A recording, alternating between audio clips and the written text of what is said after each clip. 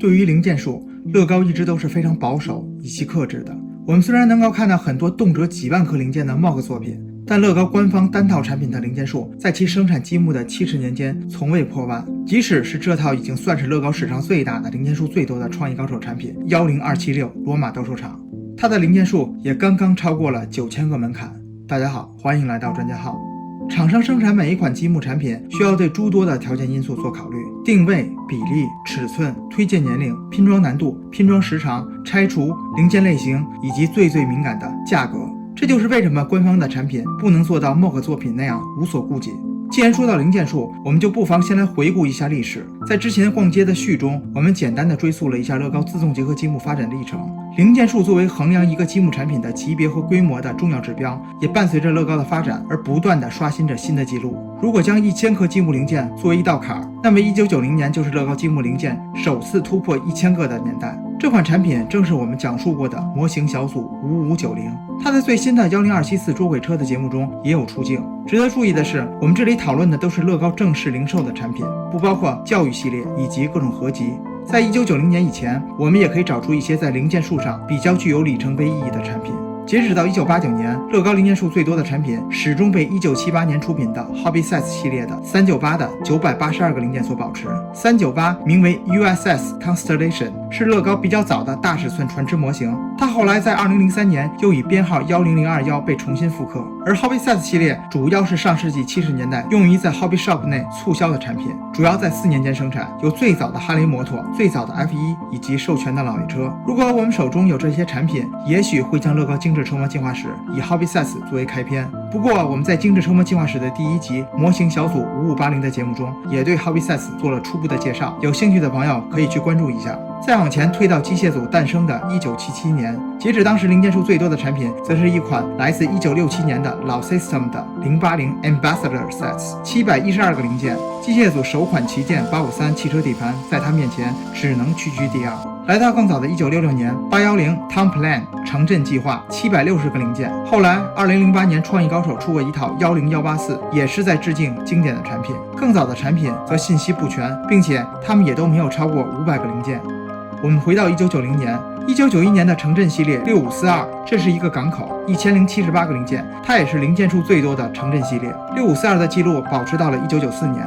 1994年有模型小组5591的1173个零件，以及机械组8880的1346个零件。由于查不到这2款产品谁更早上市，看在机械组一直没有登场的份上，我们就直接按照8880来统计。到了1996年，模型小组与机械组继续焦灼，我们忽略机械组8480航天飞机的1366个零件，破纪录者定为模型小组5571的1748个零件。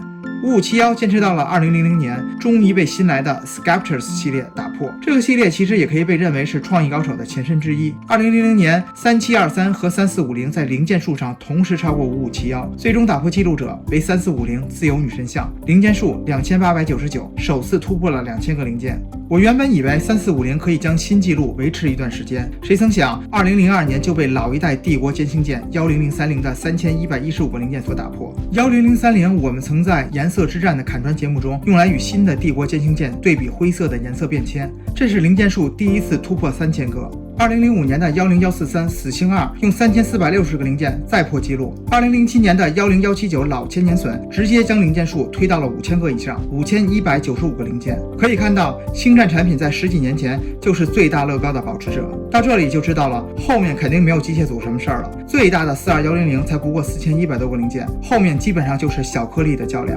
没高兴几天，2008年10189老太极陵5922个零件被经典的建筑扳回了一局。太极陵应该是乐高历史上非常少见的原色原样复刻，当年价格被炒上天，后来10256一出，彻底凉凉。新的太极陵只是一些零件模型发生了微调，换了一个十字轴的颜色，还多送了一个起件器，真香啊！2015年乐高推出了一个合集 Big Box 10000个零件，不过这不是我们讨论的范围。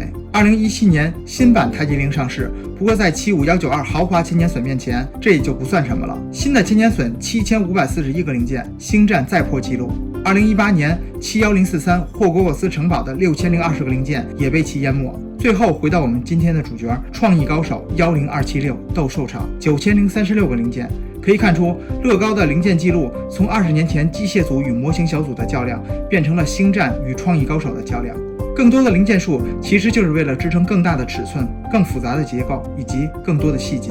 10276，我认为最大的考验并不是上面多层的斗兽场主体，而是底部的基座。尺寸如此巨大的基座，长宽均超过了半米，上面的斗兽场主体必须被合理安放在绝对坚固的基座上，并能随时被搬运到任何地方。普通的小颗粒搭建方式是绝对不行的，能够保证大尺度且绝对坚固的只有机械组的零件了。10276是一个基于小颗粒零件系统的模型，所以设计师不可能使用纯机械组的框架零件。机械组老式的框架孔梁砖则没有太大的尺寸，所以即使是栓孔和栓的结构，也无法做到在如此大的尺寸情况下，还能在上面搭建有数千个零件的主体，且在重心偏移的状态下还能随处搬移。这里就用到了一个今年的全新零件，编号65803，这是一个巨大的16×16的底板，4个侧面有大量的栓孔。10276就是依靠多达10个这种橄榄绿的带栓孔底板，实现如此坚如磐石的地基。除了斗兽场，这个零件还被用在了几套今年新出的 LEGO Arts 马赛克系列。值得注意的是，这个底板并不是标准砖的高度，而是比标准砖还高出了一个标准板的高度。巨大的底板周边用不同尺寸的框架孔梁砖搭配，便构造出了斗兽场微微椭圆形的地基。再往上一层，则只用到了标准砖、孔梁砖以及框架孔梁。外侧侧面使用支架零件，这里就可以用 SNOT 的方式，通过斜坡零件精细描绘椭圆的基座了。这个基座有4格高度，所以基座上的那些花草树木看似是竖直的，其实反而是 SNOT 的搭建。光面零件的比例也非常高，整个斗兽场的地面部分几乎都是无凸起扣的。中央区域用到了大量4070这种特殊砖，用它的侧面勾勒方孔造型。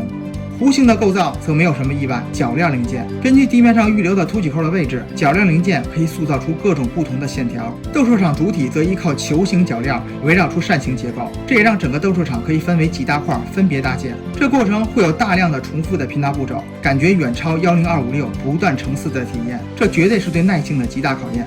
这里有几个比较有意思的细节，柱子上的修饰又见到了人仔用的溜冰鞋零件。我们刚刚在10274捉尾车的前格栅上见到它们，柱子则用2个烛台零件拼成，烛台零件下方是圆形带空心凸起的光面件做的底座，上面这3种零件都是全新的深米色，而一些特殊的拱形零件都已经在2018年的霍格沃茨城堡上见到。配色的方面，10276恐怕是米色、深米色零件杀肉的最好选择。而说起杀肉，则不得不说一下它的价格。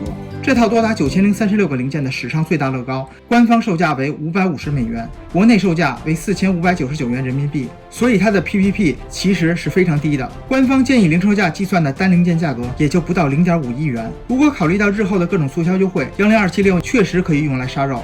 而且它还包括了那么多机械组的大型零件。不过这套产品专家号并不计划购买并评测，因为从目前各类信息资料上看，它并没能给我足够的惊喜。10276你会购买吗？欢迎评论或私信告诉我们。如果你喜欢斗兽场这类经典建筑，喜欢大尺寸的小颗粒模型，或者需要众多的米色零件杀肉，10276还是值得推荐的。最关键的因素其实是有地方摆放，无论是4个内核都比一般产品包装盒更大的巨无霸的包装盒，还是占地超过1/4平米的无敌尺寸，都在向大家宣告着，我就是史上最大的乐高。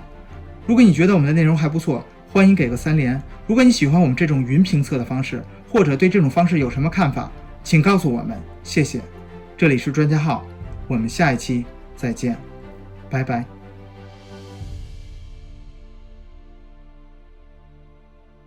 而标题中为什么我们会说10276其实早已曝光呢？